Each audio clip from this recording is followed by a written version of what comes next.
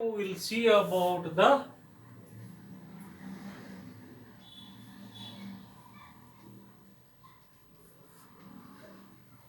pituitary gland. We will see about pituitary gland. It is also called as hypophysis cerebri. It is also called as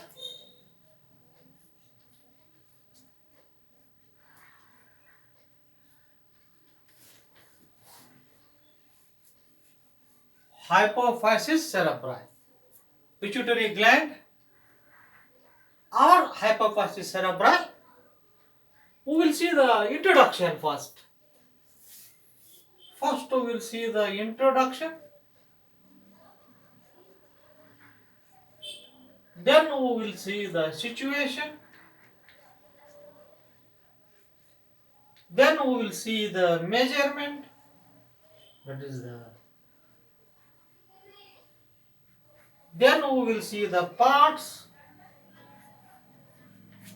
Then we will see the blood supply.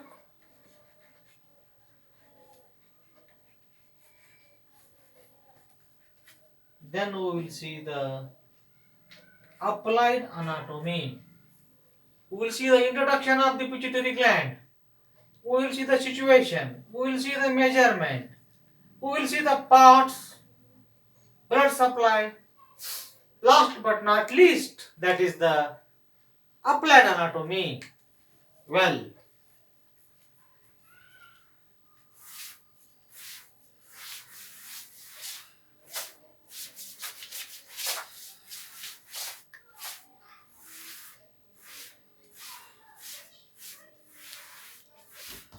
well, it is the small endocrine gland.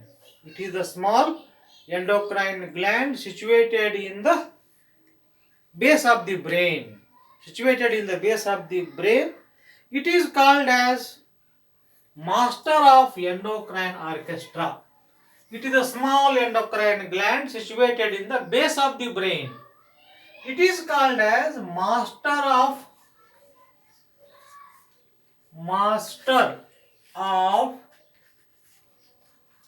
endocrine orchestra. It is called master of endocrine orchestra because it secretes the tropical hormones. It secretes tropical hormones. It secretes the tropical hormones which regulates the other hormones secreted by endocrine glands. I repeat, it is often called as master of endocrine orchestra because it secretes the tropical hormones which controls the hormones of the other parts of the body, all over body. The endocrine gland secretes the hormones. It secretes those hormones, hence it is called as master of endocrine glands. Well, now we'll see the situation. Situation of the endocrine, this pituitary gland. It's situated in the pituitary fossa of the cranial cavity. Pituitary fossa, hypophyseal fossa, or sella turcica. Sella turcica. A schematic diagram I am going to draw. It is the oval in shape. A schematic diagram I am going to draw.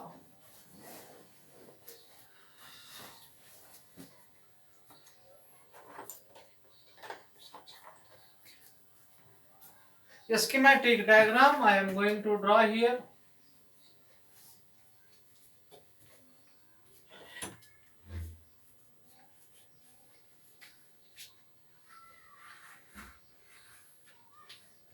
It is the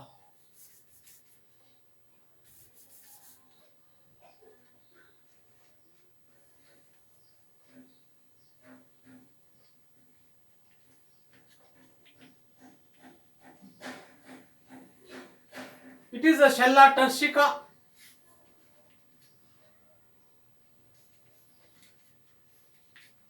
sella turcica. That is the, sorry, diaphragm cilia. It is the diaphragm cilia.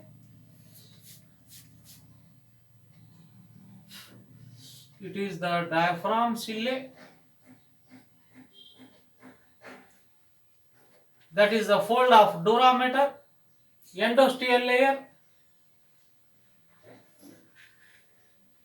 and meningeal layer. There are two layers of the. From this, the infundibulum pierces the diaphragm cilia and goes to, then forms the floor of the third ventricle. Third ventricle. From this, the infundibular stalk, infundibulum, pierces the diaphragm cilia. That is the fold of dura mater. That is the fold of dura mater and forms the floor of the third ventricle. It is a pituitary fossa. It is a sella turcica. On either side there is a cavernous sinus. On either side there is a cavernous sinus.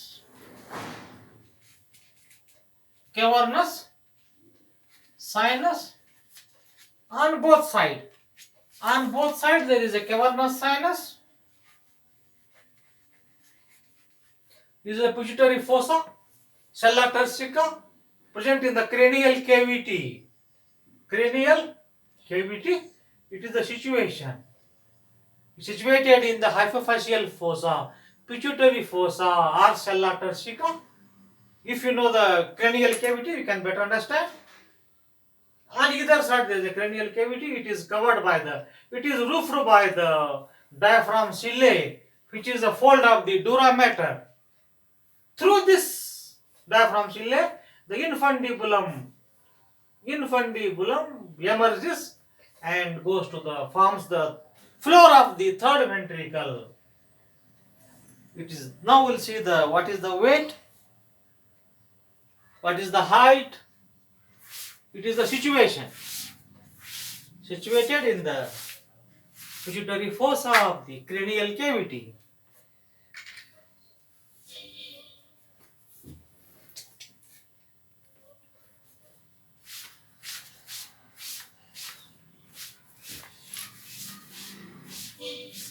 Now the measurement, anteroposteriorly it is the 8 mm. Transverse diameter is 12 mm. Transverse diameter is 12 mm, and it weighs about, the weight of the gland is about 500 milligram. 500. The anterior-posterior diameter is 8 mm. Transverse diameter is 12 mm. In the weight about, it weighs about 500 mg. Well,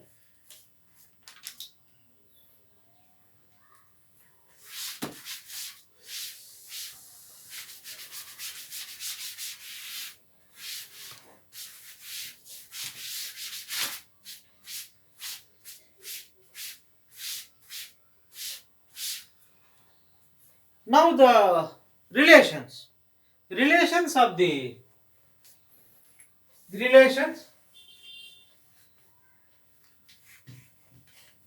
relations of the pituitary gland. Superiorly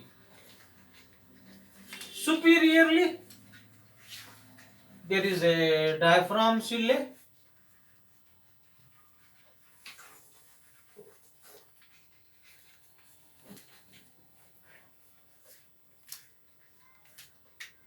Optic chiasma, diaphragm cilia, optic chiasma, tuber cinerum,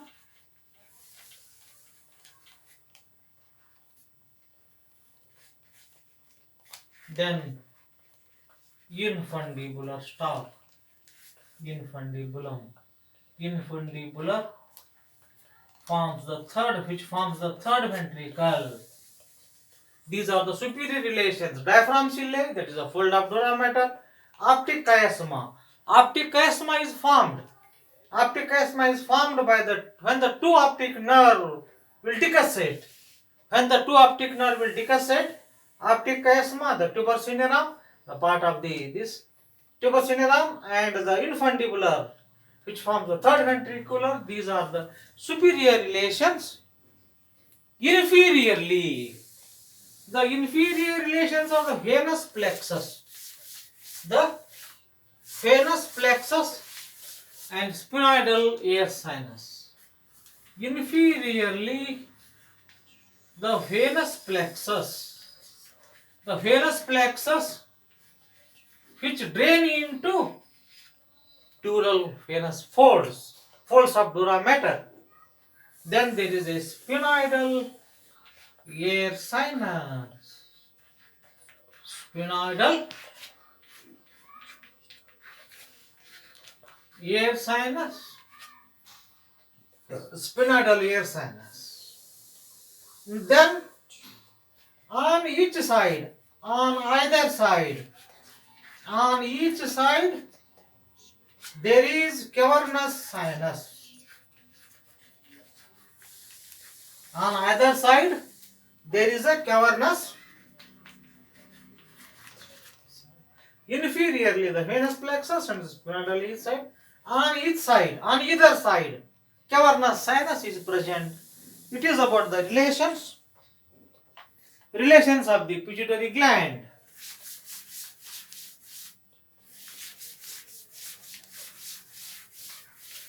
Now, what are the parts? The parts of the pituitary gland. What are the lobes? What are the parts? It has mainly two parts. That is the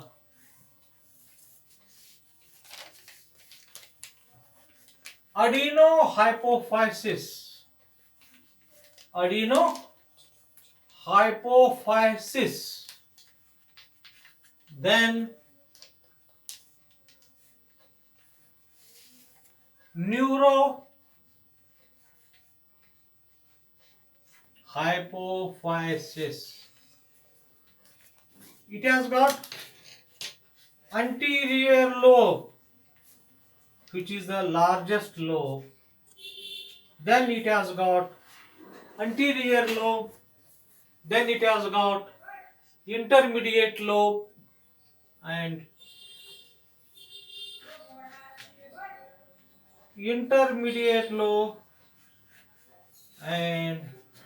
that is the tuberal lobe.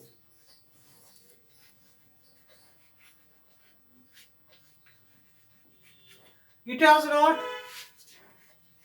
posterior lobe.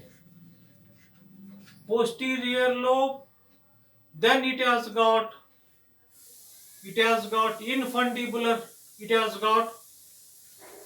infundibular. Stalk. Then it has got eminence, that is the median eminence. Median infundibular stalk and median eminence. See here, adenohypophysis, neurohypophysis. Though they are one entity, developmentally they differ. It develops from the upward growth of the Rathke's pouch. Upward development of the Rathke's pouch. Whereas it develops from the downward growth of the diencephalon. Which connects the hypothalamus. Developmentally they are one entity, but developmentally they differ. Morphologically they differ. Embryologically they differ because it develops from the Rathke's pouch.